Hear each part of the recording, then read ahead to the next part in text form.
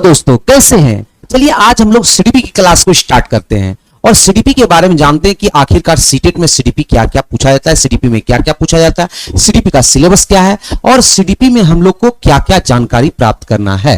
तो सबसे पहले हम लोग क्या करते हैं, सीटेट में जिस सीटेट में हम लोग को सीडीपी पढ़ना है वो सीटेट में सीडीपी का सिलेबस हम लोग जानते हैं, ठीक है ना। तो सीडीपी जिसको हम लोग इंग्लिश में बोलते हैं चाइल्ड डेवलपमेंट एंड पेडागोजी, क्या बोलते हैं? चाइल्ड डेवलपमेंट एंड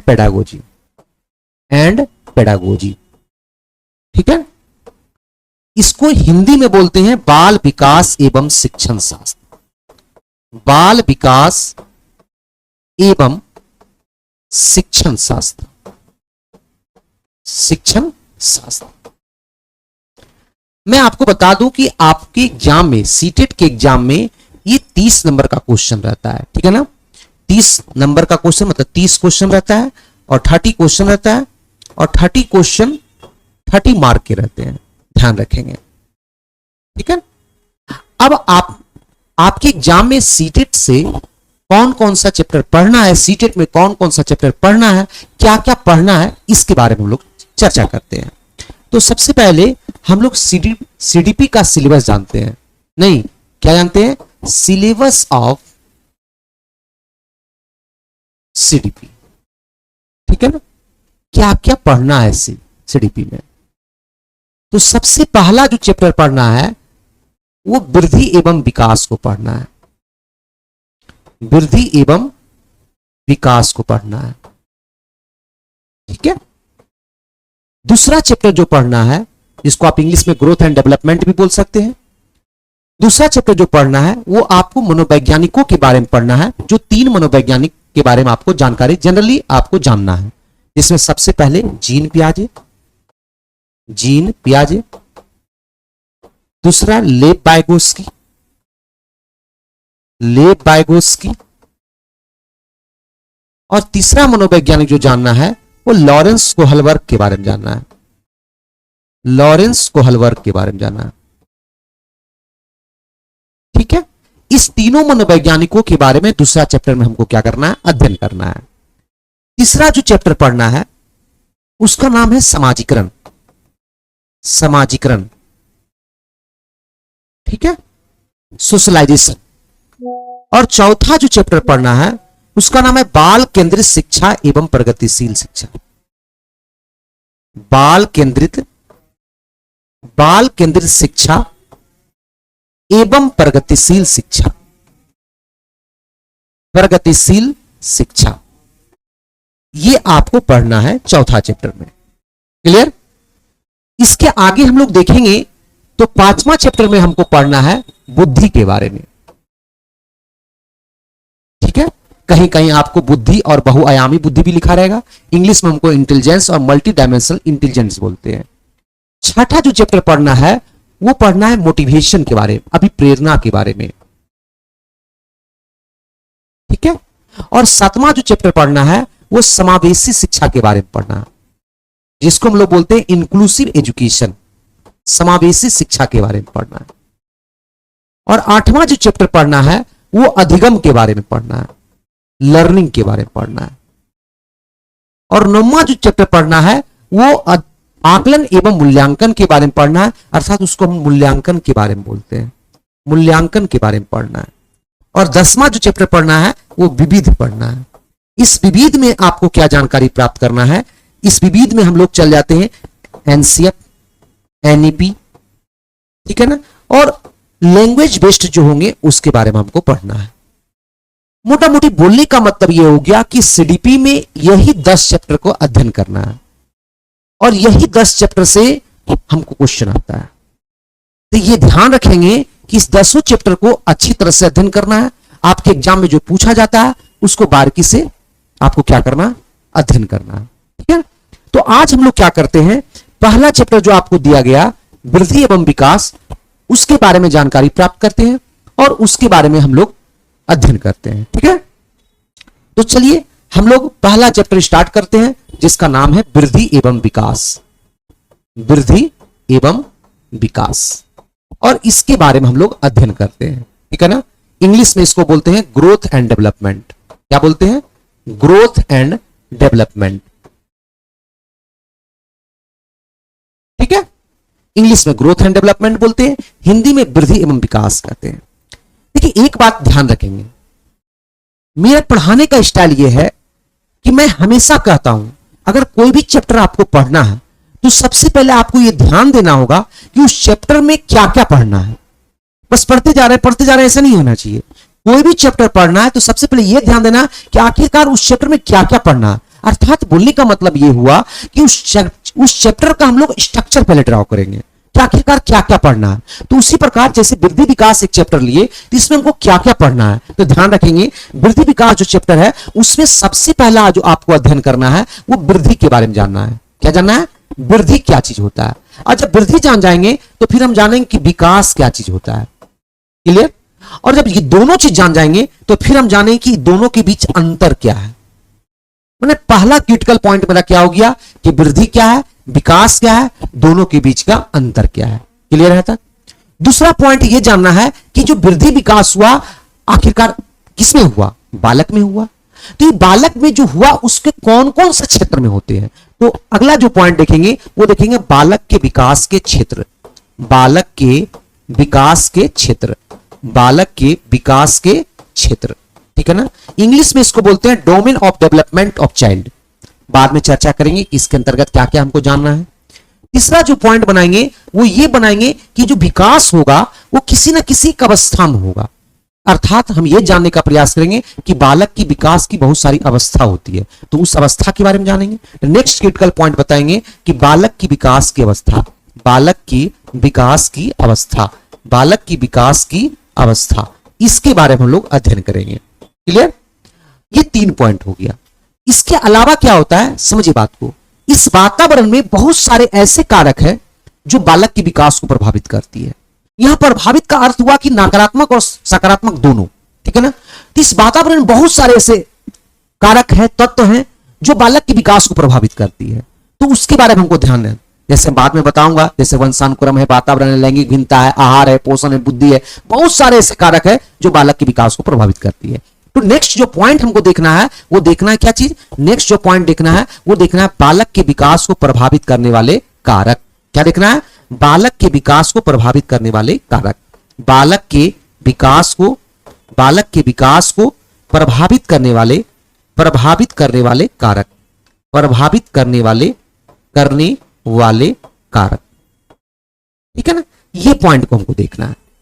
उसके बाद क्या है कि आप बात को समझिएगा, कहता है क्या जब बालक एक अवस्था से दूसरी अवस्था में जाता है तो उसमें अनेक परिवर्तन आ जाता है, और वह उस परिवर्तन को जो कंट्रोल करता है वो प्रिंसिपल करता है।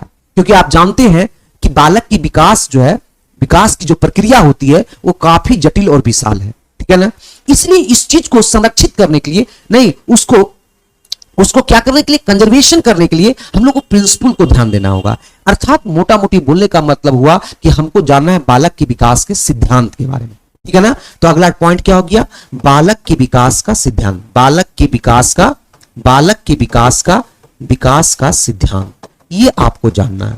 ठीक है ना, और इतना ही क्रिटिकल पॉइंट वृद्धि और विकास में होता है।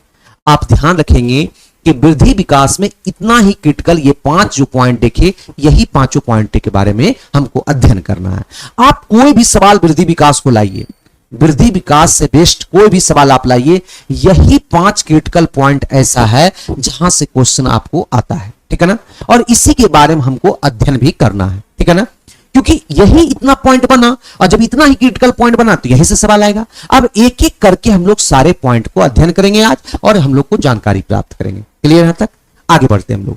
ठीक है ना, सबसे पहले हम लोग वृद्धि और विकास को देखते हैं, उसके बाद उसके बीच के अंतर को देखेंगे। तो आगे बढ़ते हैं हम लोग। सबसे पहले हम लोग वृद्धि को देखते हैं कि आखिरकार वृद्धि होता क्या है और वृद्धि है क्या। ठीक है ना, जिसको हम लोग बोलते हैं ग्रोथ। क्या बोलते हैं? ग्रोथ।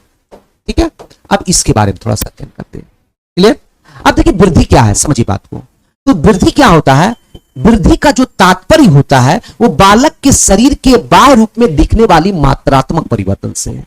याद रखेंगे, आप लिख लेंगे कि वृद्धि का तात्पर्य होता है बालक के शरीर के बाह्य रूप में दिखने वाली मात्रात्मक परिवर्तन।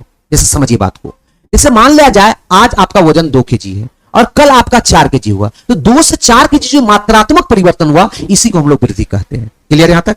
तो हम कह सकते हैं वृद्धि किसको कहेंगे, तो बोलेंगे क्या, वृद्धि का जो तात्पर्य होता है बालक के शरीर के बाह्य रूप में दिखने वाली मात्रात्मक परिवर्तन से है। अर्थात मनोवैज्ञानिकों का कहना है कि वृद्धि का जो स्वरूप होता है वो संकुचित होता है। ध्यान रखेंगे, वृद्धि का जो स्वरूप होता है वो काफी संकुचित होता है, क्योंकि ये गर्भावस्था से लेकर किशोरावस्था तक ही होता है। उसके बाद इसकी गति इतनी मंद हो जाती है कि उसे रुकने की श्रेणी में रख दिया जाता है। क्लियर यहां तक? फिर से एक बार रिकॉल कर दे, मैंने क्या बोला, वृद्धि का जो तात्पर्य होता है बालक के शरीर के बाह्य रूप में दिखने वाली मात्रात्मक परिवर्तन से है। अर्थात मनोवैज्ञानिकों का ऐसा मानना है कि वृद्धि का स्वरूप संकुचित होता है, अर्थात गर्भावस्था से लेकर किशोरा अवस्था तक ही होता है। क्लियर यहां तक? इसीलिए एक मनोवैज्ञानिक थे जिनका नाम था हरलॉक। हरलॉक का कहना था कि वृद्धि का संबंध जो होता है, हरलॉक का कहना था कि वृद्धि का संबंध मात्रात्मक परिवर्तन से है। वृद्धि का संबंध मात्रात्मक परिवर्तन से है, मात्रात्मक परिवर्तन से है, यह ध्यान रखना है। मात्रात्मक परिवर्तन से है, वृद्धि का संबंध मात्रात्मक परिवर्तन से है, यह ध्यान में रखना है आपको। क्लियर है तक? तो वृद्धि स्पष्ट हो गया। वृद्धि स्पष्ट क्या हो गया कि वृद्धि एक संकुचित प्रक्रिया है जो गर्भावस्था से लेकर किशोरावस्था तक ही होता है। उसके बाद उसकी गति इतनी मंद हो जाती है कि उसे रुकने के श्रेणी में रख दिया जाता है। क्लियर? मैंने वृद्धि का तात्पर्य बताया। वृद्धि का तात्पर्य होता है बालक के शरीर के बाह्य रूप में दिखने वाली मात्रात्मक परिवर्तन से। क्लियर यहां तक? अब हम लोग विकास को देखते हैं। हम लोग विकास को देखते हैं, जिसको इंग्लिश में बोलते हैं डेवलपमेंट। क्या बोलते हैं? डेवलपमेंट बोलते हैं। ठीक है, अब ये डेवलपमेंट होता क्या है इसको समझिए। देखिए, विकास का तात्पर्य होता है बालक के शरीर के बाह्य एवं आंतरिक रूप में होने वाले मात्रात्मक एवं गुणात्मक परिवर्तन। मतलब क्वालिटी एंड क्वांटिटी दोनों चेंजिंग अगर होगा तो मेरा विकास हो गया। और मनोवैज्ञानिकों का ऐसा मानना है कि विकास की जो प्रक्रिया होती है वो एक सतत प्रक्रिया होती है जो गर्भावस्था से लेकर जीवन भर चलती रहती है, जो गर्भावस्था से लेकर जीवन भर चलती रहती है। हाँ, इसकी गति किसी अवस्था में तीव्र होती है तो किसी अवस्था में मंद होती है, लेकिन प्रत्येक अवस्था में कुछ ना कुछ विकास जरूर होती है। याद रखेंगे। तो हमको ध्यान में रखना है कि हमने विकास क्या बोला। तो विकास को जो तात्पर्य होता है वो बालक के शरीर के बाह्य एवं आंतरिक रूप में होने वाले मात्रात्मक एवं गुणात्मक परिवर्तन से है। साथ ही साथ मनोवैज्ञानिकों का ऐसा मानना है कि विकास एक सतत प्रक्रिया है जो गर्भावस्था से लेकर जीवन भर चलती रहती है। ठीक है ना? हाँ, इसकी गति किसी अवस्था में मंद होती है तो किसी अवस्था में तीव्र होती है, लेकिन प्रत्येक अवस्था में कुछ ना कुछ विकास जरूर होती है। क्लियर? इसलिए यही हरलॉक साहब ने बताए थे। हरलॉक साहब, ये लेडीज थी, तो हरलॉक का कहना था कि विकास का जो संबंध होता है, विकास का जो संबंध होता है, विकास का जो संबंध होता है वो मात्रात्मक एवं गुणात्मक से होता है। वृद्धि का संबंध मात्रात्मक परिवर्तन से है, जबकि विकास का संबंध मात्रात्मक एवं गुणात्मक परिवर्तन से है। मात्रात्मक एवं गुणात्मक परिवर्तन से है। गुणात्मक परिवर्तन से है। गुणात्मक परिवर्तन से है, ये याद रखेंगे आप। क्लियर? यहां से हम लोग क्लियर कर दिए वृद्धि और विकास। फिर से एक बार रिकॉल कर देते हैं। वृद्धि मैंने क्या बताया? वृद्धि का तात्पर्य होता है बालक के शरीर के बाह्य रूप में दिखने वाली मात्रात्मक परिवर्तन। अर्थात वृद्धि का स्वरूप एक संकुचित होता है जो गर्भावस्था से लेकर किशोरावस्था तक ही होता है। उसके बाद उसकी गति इतनी मंद हो जाती है कि उसे रुकने की श्रेणी में रख दिया जाता है। इसीलिए श्रीमती हरलॉक का कहना था कि वृद्धि का जो संबंध होता है वो मात्रात्मक परिवर्तन से है। कहीं कहीं मात्रात्मक की जगह पे परिणात्मक भी लिख दे तो आपको हड़बड़ाना नहीं है। ठीक है ना? दोनों का अर्थ एक ही होता है। विकास में मैंने बताया विकास का तात्पर्य होता है बालक के शरीर के बाह्य एवं आंतरिक रूप में होने वाले मात्रात्मक एवं गुणात्मक परिवर्तन से। क्लियर?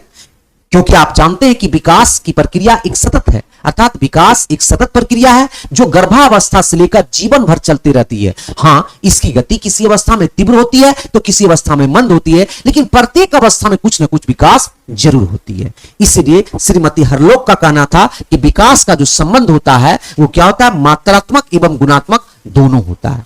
समझ में आ गया? मोटा मोटी बोलने का मतलब यह हुआ कि वृद्धि जो है वो विकास का ही एक भाग है। समझिए बात को, क्योंकि इसमें दोनों है और उसमें सिंगल है नहीं, अर्थात बोल सकते हैं कि बाबूजी है तू बेटा है। समझ गए बात को? अंतर में स्पष्ट करेंगे इसको। तो अभी हम लोग वृद्धि और विकास को हम लोग क्या किए, क्लियर किए। अब दोनों के बीच को अंतर को हम लोग देखते हैं। क्लियर? आगे बढ़ते हैं हम लोग। तो अगला जो हेडिंग हम लोग मारेंगे वो क्या देखेंगे, वृद्धि एवं विकास में अंतर। वृद्धि एवं विकास में, वृद्धि एवं विकास में अंतर, नहीं वृद्धि एवं विकास में अंतर, ये चीज को हम लोग देखेंगे। Difference between growth and development. Clear? अब दोनों को हम लोग एक एक करके बारीकी से देखेंगे और एक एक करके अध्ययन करेंगे। इधर हम लोग वृद्धि को लिख देते हैं और इधर हम लोग विकास को लिख देते हैं। ठीक है? अब इसके बारे में हम लोग थोड़ा सा जानते हैं। अब देखिए, सबसे इतना बात बताएं तो बहुत सारा आप डिफरेंस बता सकते हैं, लेकिन हम लोग क्लियर करते हैं थोड़ा सा। सबसे पहला जो वृद्धि और विकास में अंतर देखेंगे, ये देखेंगे सबसे पहला कि वृद्धि का जो संबंध होता है वो मात्रात्मक परिवर्तन से होता है, जबकि विकास का जो संबंध होता है वो मात्रात्मक एवं गुणात्मक परिवर्तन से। पहला डिफरेंस हो गया, इसको आप लिख लेंगे। तो हमने क्या बोला, वृद्धि का जो संबंध होता है, वृद्धि का संबंध मात्रात्मक परिवर्तन से, मात्रात्मक परिवर्तन से है, मात्रात्मक परिवर्तन से है। क्लियर? उसी प्रकार विकास में आपको लिखना है कि विकास का संबंध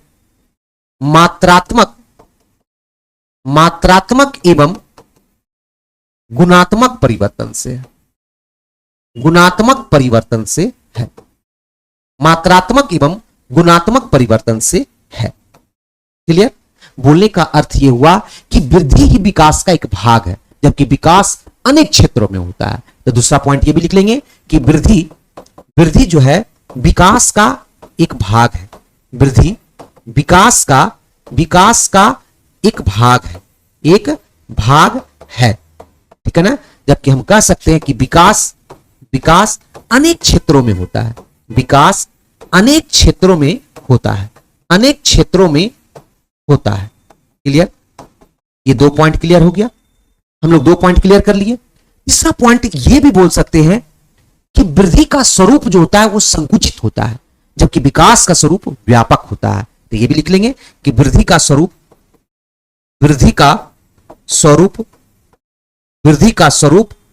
संकुचित होता है, वृद्धि का स्वरूप संकुचित होता है, संकुचित होता है। विकास में लिखेंगे विकास का स्वरूप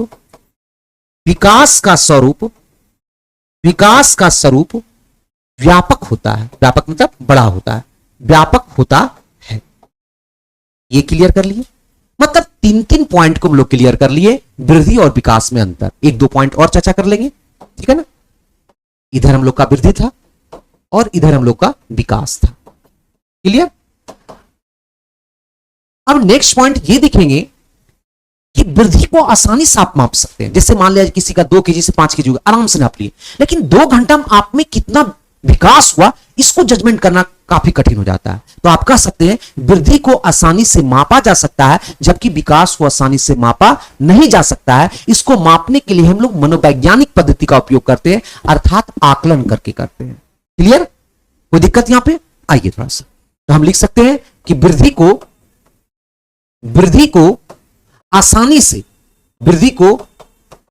से मापा जा सकता है, आसानी से मापा जा सकता है, मापा जा सकता है।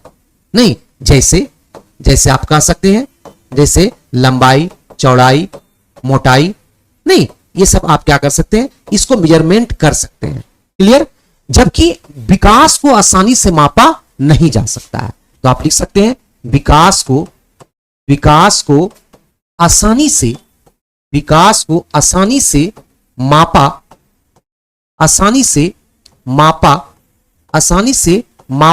नहीं जा सकता है, नहीं जा सकता है, मापा नहीं जा सकता है। नहीं, इसको मापने के लिए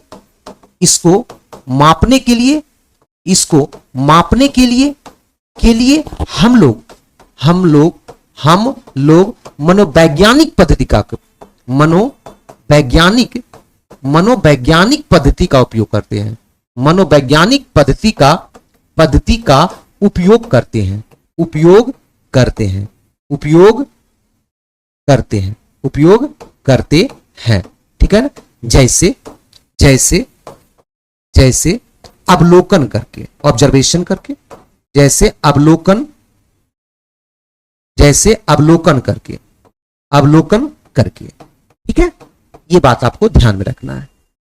अब नेक्स्ट पॉइंट जो बनाएंगे, ये चौथा पॉइंट था। अब पांचवा पॉइंट में ये अंतर लिख लेंगे कि वृद्धि का जो प्रकृति होता है वो रेखीय होता है, क्योंकि आप जान रहे हैं कि वृद्धि जो है वो क्या होता है, किस शिशुअवस्था से किशोरावस्था तक होता है। लेकिन आप विकास में क्या देखें कि आप एक बात बोल रहे, फिर से रिकॉल कर रहे हैं थोड़ा सा, कि हमने क्या देखा कि वृद्धि का जो आपने देखा स्वरूप जो है वो गर्भावस्था से लेकर किशोरावस्था तक होता है, जबकि आपने विकास को देखा कि वो गर्भावस्था से लेकर जीवन भर चलते रहता है। नहीं, हाँ, उसमें देखिएगा कभी अप होगा कभी डाउन होगा, मतलब किसी अवस्था में तीव्र होता है, किसी अवस्था में मंद होता है, किसमें, विकास में। जबकि आप वृद्धि में देखेंगे वो स्ट्रेट फॉरवर्ड चलता है। इसका मतलब, बोलने का मतलब ये हुआ कि वृद्धि का जो प्रकृति होता है वो रेखीय होता है, जबकि विकास की जो प्रकृति होती है वर्तुलाकार होती है, अर्थात स्पाइरल होती है। ये ध्यान में आपको रखना है। तो वही बात बता रहे हैं कि वृद्धि का जो है, वृद्धि का प्रकृति या वृद्धि की प्रकृति क्या होता है, रेखीय होता है। वृद्धि की प्रकृति रेखीय होता है, वृद्धि की प्रकृति रेखीय होता है, जबकि आप ध्यान रखेंगे, नहीं, विकास की प्रकृति जो है, विकास की प्रकृति वर्तुलाकार होती है, वर्तुलाकार होती है, ठीक है ना। स्पाइरल इंग्लिश में बोलते हैं, देखते हैं स्पाइरल का कॉपी खरीदते हैं तो घुमा हुआ रहता है ना, वही चीज वर्तुलाकार होती है, क्लियर है तक। यहां से मैंने क्या किया, आपको 5 डिफरेंस को बताया। यहां पे आपने क्या किया, यहां से आपको मैंने 5 डिफरेंस बताया। पहला डिफरेंस क्या बताया था, याद कीजिए, कि वृद्धि का जो संबंध होता है वो मात्रात्मक परिवर्तन से है, जबकि विकास का संबंध मात्रात्मक एवं गुणात्मक दोनों से है। दूसरा मैंने बताया आपको, ध्यान देंगे थोड़ा सा, दूसरा मैंने बताया आपको कि वृद्धि जो है विकास का एक भाग है, जबकि विकास अनेक क्षेत्रों में होता है। तीसरा मैंने बताया कि वृद्धि का जो स्वरूप होता है वो संकुचित होता है, क्योंकि वो गर्भावस्था से लेकर किशोरावस्था तक ही होता है, जबकि विकास का जो स्वरूप होता है व्यापक होता है, जो गर्भावस्था से लेकर जीवन भर चलते रहता है। फिर मैंने आपको बताया, याद कीजिए, आपको मैंने आगे बताया आपको नेक्स्ट पॉइंट करके कि वृद्धि को आसानी से मापा जा सकता है, वृद्धि को आसानी से मापा जा सकता है, जबकि विकास को आसानी से मापा नहीं जा सकता है। इसको मापने के लिए हम लोग मनोवैज्ञानिक पद्धति का उपयोग करते हैं, अर्थात अवलोकन करके करते हैं। फिर मैंने बताया कि वृद्धि का जो प्रकृति होता है वो रेखीय होता है, जबकि विकास की जो प्रकृति होती है वो वर्तुलाकार होती है। कोई दिक्कत यहां तक में? यहां से मैंने क्या किया, अभी तक जो किया वो वृद्धि का अर्थ क्या होता है, विकास का अर्थ क्या होता है, वृद्धि और विकास में अंतर क्या होता है, ये चीज की चर्चा भी हम लोग की। यहां तक में कोई दिक्कत है तो हमको बताएंगे, कोई दिक्कत है नहीं है। चलिए तो आगे हम लोग चर्चा करते हैं। तो पहला पॉइंट हम लोग देखे थे, क्या पहला पॉइंट देखे थे, क्रिटिकल पॉइंट जो था वो वृद्धि, विकास और अंतर। दूसरा पॉइंट क्या था, बालक के विकास का क्षेत्र।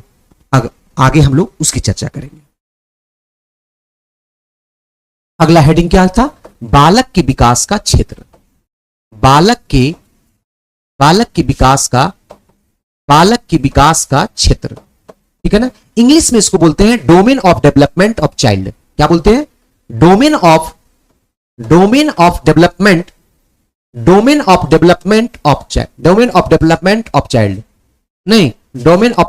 Of child. ये हम लोग ध्यान देंगे थोड़ा सा। देखिए आपको मैं बताता हूं कि बालक के विकास के क्षेत्र को मनोवैज्ञानिकों के अनुसार से 3 भागों में बांटा गया है, और उसी 3 भागों में टोटल बालक के विकास के क्षेत्र आ जाते हैं। वो 3 भाग कौन कौन है वो आपको ध्यान देना है। तो 3 भाग में सबसे पहला जो भाग हो जाता है उसका नाम है, उसको हम लोग बोलते हैं शारीरिक विकास के क्षेत्र। क्या बोलते हैं, शारीरिक विकास के क्षेत्र, शारीरिक विकास के क्षेत्र, क्लियर। दूसरा जो होता है उसको बोलते हैं मानसिक विकास के क्षेत्र, मानसिक विकास के क्षेत्र, मानसिक विकास के क्षेत्र। इसी मानसिक विकास के क्षेत्र को कई नामों से जाना जाता है। इसी को कहीं कहीं आपको मिल जाएगा संज्ञानात्मक विकास का क्षेत्र, संज्ञानात्मक विकास का क्षेत्र, संज्ञानात्मक विकास के क्षेत्र।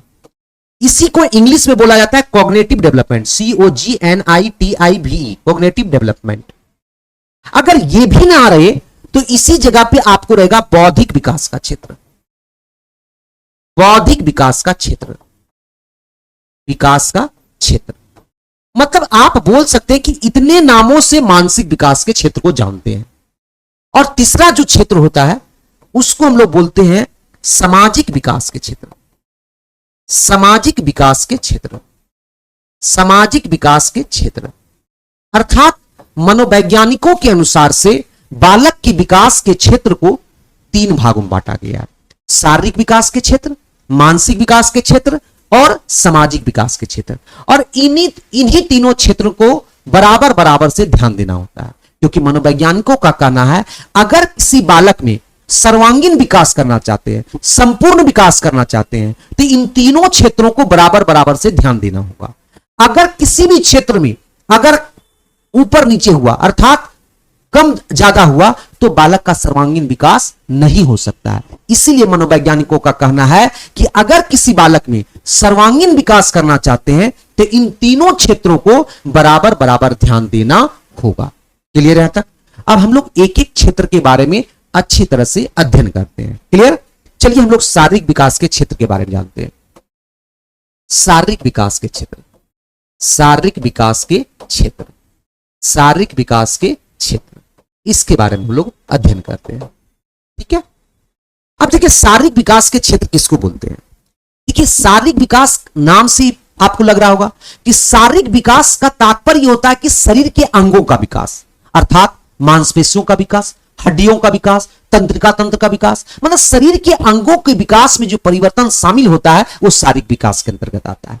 इसमें ज्यादातर आपको अध्ययन नहीं करना है, बस इतना ही जानना है कि शारीरिक विकास का तात्पर्य हो गया शरीर के अंगों का विकास, अर्थात मांसपेशियों का विकास नहीं, आपको हड्डियों का विकास, तंत्रिका तंत्र का विकास इत्यादि के विकास में जो परिवर्तन शामिल होता है वो शारीरिक विकास के अंतर्गत आते हैं। ध्यान रखेंगे। अब आपको अध्ययन इसमें क्या करना है, तो इसका एक भाग होता है जिसका नाम है मनोगत्यात्मक विकास। मनोगत्यात्मक विकास, मनोगत्यात्मक विकास, जिसको हम लोग बोलते हैं साइकोमोटर डेवलपमेंट। क्या बोलते हैं? Psychomotor development, psychomotor development. ये इसके बारे में आपको अध्ययन करना है और यहां से आपके एग्जाम में क्वेश्चन भी पूछा जाता है। अब ये क्या है इसको समझिए। देखिए मनोगत्यात्मक विकास शारीरिक विकास का एक भाग है, याद रखें, लिखेंगे। मनोगत्यात्मक विकास शारीरिक विकास का ही एक भाग है। बालक का जैसे जैसे उम्र बढ़ता है वैसे वैसे उसमें परिपक्वता आती है, मैच्योरिटी आती है। और जब बालक में मैच्योरिटी आती है तो वह कठिन से कठिन कार्य करने में सक्षम हो जाता है।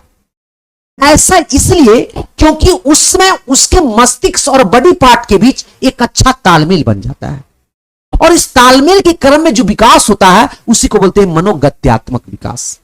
क्लियर? लिखिए, हमने क्या बोला कि मनोगत्यात्मक विकास शारीरिक विकास का ही एक भाग है। बालक का जैसे जैसे उम्र बढ़ता है वैसे वैसे बालक का जैसे जैसे उम्र बढ़ता है वैसे वैसे उसमें परिपक्वता आती है। और जब परिपक्वता आती है तो बालक कठिन से कठिन कार्य करने में सक्षम हो जाता है। कठिन से कठिन कार्य करने में सक्षम हो जाता है क्योंकि उस समय मस्तिष्क और बॉडी पार्ट के बीच, शरीर के अंगों के बीच, क्योंकि उस समय मस्तिष्क और शरीर के अंगों के बीच एक अच्छा तालमेल बन जाता है, एक अच्छा तालमेल बन जाता है। और इस क्रम में जो विकास होता है उसे ही हम मनोगत्यात्मक विकास कहते हैं। इस क्रम में जो विकास होता है उसे हम मनोगत्यात्मक विकास कहते हैं। कोई दिक्कत? आइए अब यहां से क्वेश्चन क्या आता है, तो इसका 2 भाग होता है। क्या होता है? इसका 2 भाग होता है, जिसमें सबसे पहला जो भाग होता है उसको हम लोग बोलते हैं सूक्ष्म गतिक कौशल, सॉरी स्थूल गतिक कौशल। पहला क्या होता है? स्थूल गतिक कौशल, स्थूल गतिक कौशल। ध्यान रखेंगे कहीं स्थूल नाम रखिए, यहां पे सकल भी रहता है, पकाइएगा नहीं, दोनों वर्ड एक ही है, या तो स्थूल रहेगा या तो सकल रहेगा। इंग्लिश में एक ही होता है ग्रोस मोटर स्किल। क्या होता है? Gross motor skill, gross motor skill. ठीक है, अब आइए दूसरा क्या होता है, तो दूसरा जो नाम होता है उसको बोलते हैं सूक्ष्म गतिक कौशल। सूक्ष्म गतिक कौशल, सूक्ष्म गतिक कौशल, ठीक है ना। इंग्लिश में बोलते हैं fine motor skill, fine motor skill, ठीक है ना। ये आपको ध्यान रखना है। अब इसमें क्या होता है इसको ध्यान रखेंगे। अब देखिए स्थूल गतिक कौशल किसको कहते हैं? कहते हैं क्या, जब कोई बालक किसी कार्य को करता है और उस कार्य को करने में अपने बॉडी के संपूर्ण अंगों का प्रयोग करता हो, तो उसको हम लोग क्या बोलते हैं? स्थूल गतिक कौशल कहते हैं। जैसे दौड़ना, कूदना, डांस करना, तैरना, ये सब सारे किसके अंतर्गत आएंगे? स्थूल गतिक कौशल आएंगे। हम एक दो एग्जांपल देते हैं इसका, एक दो एग्जांपल देते हैं। तो सबसे पहले हमने क्या बोला इसमें? नहीं, दौड़ना, कूदना, तैरना इत्यादि। और सूक्ष्म गतिक कौशल किसको बोलेंगे?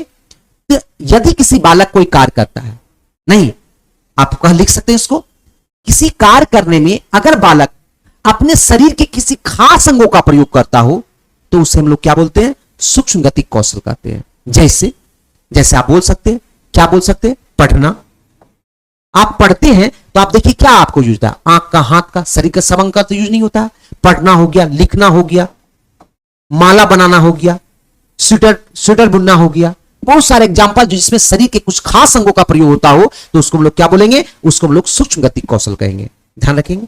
तो यही आपका जो था वो शारीरिक विकास के क्षेत्र थे। क्लियर यहां तक? अभी हम लोग शारीरिक विकास के क्षेत्र को देखेंगे। अब नेक्स्ट जो है, क्योंकि अभी आपने देखा, आपने क्या देखा? 3 क्षेत्र थे, एक शारीरिक विकास के क्षेत्र, मानसिक विकास के क्षेत्र और सामाजिक विकास के क्षेत्र। अभी हम लोग क्लियर किए थे शारीरिक विकास के क्षेत्र। अब हम लोग मानसिक विकास में चलते हैं। हम लोग चलते हैं मानसिक विकास में। मानसिक विकास के क्षेत्र, मानसिक विकास के क्षेत्र, मानसिक विकास के क्षेत्र। ठीक है, देखिए ध्यान रखेंगे आपको, मानसिक विकास के क्षेत्र में यहां पे बहुत ज्यादा नहीं पढ़ना है। क्यों नहीं पढ़ना है?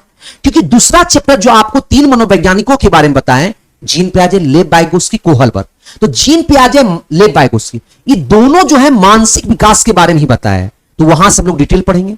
सिर्फ यहां पे यह ध्यान रखना है कि मानसिक विकास के अंतर्गत नहीं, मानसिक विकास के क्षेत्र के अंतर्गत मानसिक संरचनाएं, जैसे तंत्रिका तंत्र का विकास, अवधान का विकास, कल्पना शक्ति का विकास, चिंतन शैली का विकास इत्यादि के विकास में अगर परिवर्तन शामिल होता है, तो वो हम कह देंगे कि ये मानसिक विकास के क्षेत्र है। क्लियर है तक? तो इसके बारे में डिटेल जो पढ़ना है वो किसमें पढ़ना है? सेकंड चैप्टर जो पढ़ाएंगे उसमें हम लोग डिटेल बताएंगे। क्लियर? तो अब हम लोग तीसरा चीज जो हम लोग सामाजिक विकास जो थे उसको हम लोग चर्चा करते हैं। सामाजिक विकास, तो हम लोग सामाजिक विकास के क्षेत्र में आते हैं। सामाजिक विकास के क्षेत्र, सामाजिक विकास के क्षेत्र। क्लियर? अब देखिए सामाजिक विकास के क्षेत्र, पहले सामाजिकता किसको कहते हैं इसको समझिए। सबसे पहले हम लोग क्या ध्यान देंगे? सामाजिकता किसको कहते हैं। अब देखिए यहां पे हम लोग 2 चीज को स्पष्ट करेंगे, एक सामाजिकता को स्पष्ट करेंगे और दूसरा जो स्पष्ट करेंगे वो नैतिकता को स्पष्ट करेंगे, क्योंकि दोनों मिलता जुलता है। ठीक है, जिसको मोरल बोलते हैं।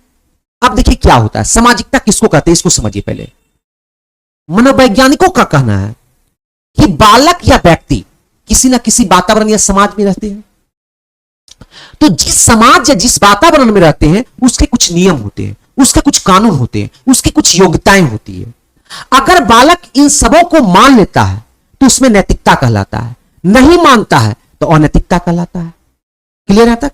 फिर से समझिए, बालक या व्यक्ति किसी न किसी वातावरण या समाज में रहता है, तो उस समाज या वातावरण के कुछ नियम होते हैं, कुछ कानून होते हैं, कुछ योग्यताएं होती है, कुछ मापदंडें होती है। अगर बालक इन सबों को अगर इन सबों को मानता है तो उसमें नैतिकता कहलाता है, नहीं मानता है अनैतिकता कहलाता है। अगर इन सबों को मानकर अपने व्यवहार में परिवर्तन ले आता है तो उसको हम सामाजिकता कहते हैं। क्लियर है तक? एक बार फिर से रिकॉल कर दे। तो हम लोग सामाजिकता किसको बोलेंगे? बालक जिस समाज या वातावरण में रहते हैं उसके कुछ नियम, कुछ कानून, कुछ योग्यताएं इत्यादि होते हैं। अगर बालक इन सबों को मानकर अपने व्यवहार में परिवर्तन ले आए तो उसे हम लोग सामाजिकता कहते हैं। सिर्फ मान लेना नैतिकता, नहीं मान लेना अनैतिकता, मानकर व्यवहार में परिवर्तन ले आना सामाजिकता। मैं एग्जांपल से सुनाना चाहता हूं, जैसे आप समझिए, जैसे आप लोग आए तो हम जैसे क्लास में इन करते हैं आप खड़ा हो जाते हैं, नहीं तो ये दो तरह से हो सकता है, या तो मेरे डर से आप खड़ा हो जाते हैं, नहीं खड़ा होंगे तो हम डांटेंगे। तो ये क्या हुआ, एक तरह से आप मान रहे हैं मेरे नियम को, ये नैतिकता हो गया। लेकिन हम कहीं मिले और आप वही रिस्पेक्ट हमको दीजिए तो मुझे मेरे में लगेगा नहीं, इनके व्यवहार में कहीं ना कहीं परिवर्तन हुआ है।